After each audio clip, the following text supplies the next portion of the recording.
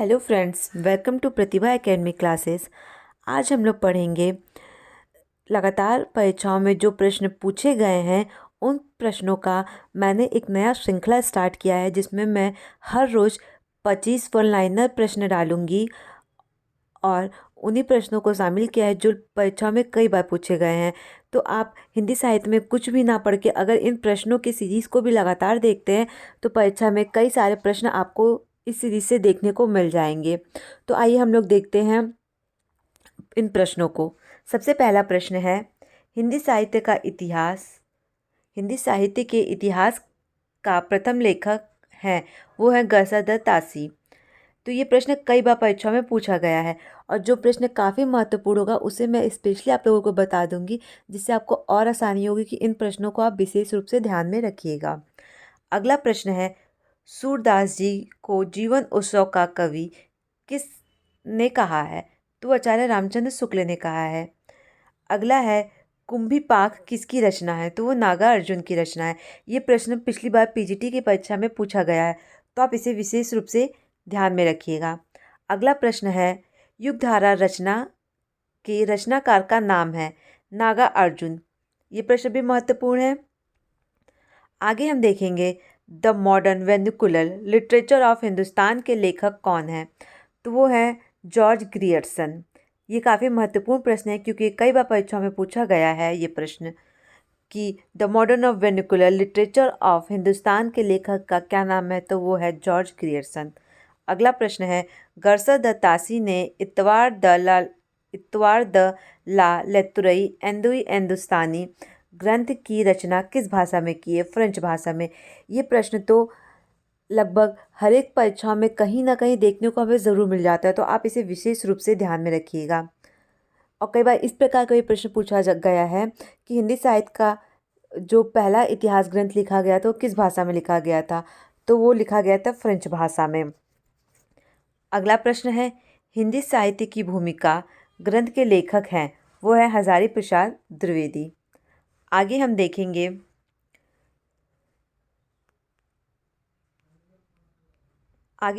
हिंदी साहित्य के इतिहास लेखन की परंपरा में मिश्र बंधु ने किस ग्रंथ द्वारा अपना महत्वपूर्ण योगदान दिया है? तो उन्होंने मिश्र बंधु विनोद द्वारा दिया है। अगला प्रश्न देखेंगे, हिंदी साहित्य के इतिहास लेखन से पूर्व किस प्रसिद्ध ग्रंथ में हिंदी के विभिन्न कवियों के जीवन वृत्तांत एवं कृतित्व का परिचय मिलता है? तो है 84 वैष्णव की वार्ता।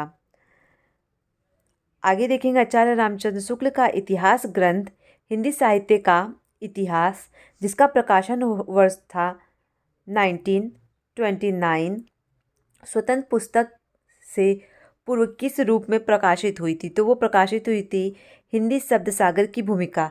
ये प्रश्न 2 बार पीजीटी की परीक्षा में पूछा जा चुका है। तो इस प्रश्न में आप ये देखिए कि एक प्रश्न ये बनेगा कि हिंदी साहित्य का इतिहास किसकी रचना है? तो आचार्य रामचंद्र शुक्ल की है। दूसरा प्रश्न बनेगा कि ये कब प्रकाशित हुई थी? तो 1929 में प्रकाशित हुई थी। और तीसरा प्रश्न बनेगा कि हिंदी साहित्य का इतिहास स्वतंत्र पुस्तक से पूर्व किस रूप में प्रकाशित हुई थी? तो वो प्रकाशित हुई थी हिंदी शब्द सागर की भूमिका के रूप में। तो आप देख रहे हैं कि एक एक लाइन से कितने सारे प्रश्न बन जाए, तो आप उन सब प्रश्नों को विशेष रूप से ध्यान में रखिएगा। आगे हम देखेंगे, सरोज स्मृति नामक रचना किस कवि की है? तो वो निराला की है। अगला है, आधुनिक काल की मीरा किसे कहा जाता है? तो महादेवी वर्मा को कहा गया है। ये प्रश्न भी कई बार परीक्षा में पूछा गया है। आगे हम देखेंगे, रीति काल को काव्य की दृष्टि से कितने भागों में बांटा गया है? तो 3 भागों में बांटा गया है। अगला है, रीति सिद्ध काव्यधारा के प्रमुख कवि हैं बिहारी। ये प्रश्न यूजीसी नेट की परीक्षा में, टीजीटी में, पीजीटी में और केवीएस की परीक्षाओं में 2 से 3 बार पूछा गया है।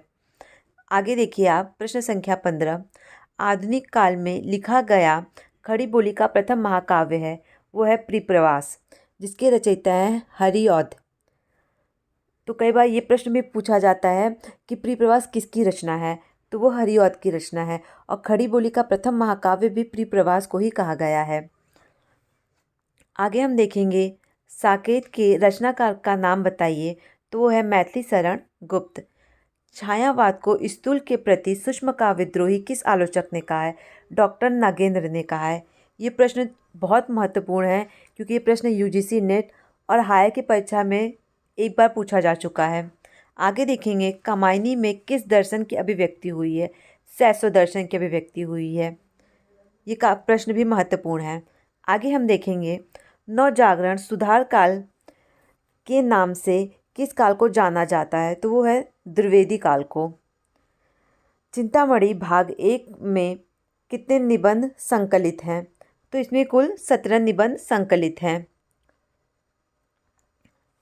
आगे हम लोग देखेंगे, पथिक खंड काव्य के रचनाकार का नाम बताइए। तो वो है राम नरेश त्रिपाठी। वो है राम नरेश त्रिपाठी।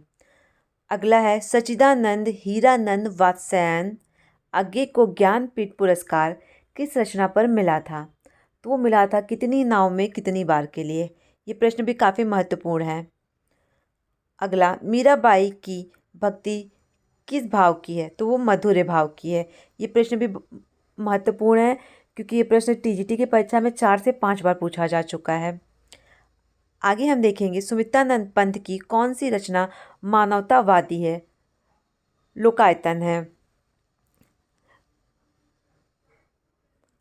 अगला प्रश्न 25 प्रश्न है, सूरदास जी ने भक्ति के किस रूप का वर्णन किया है?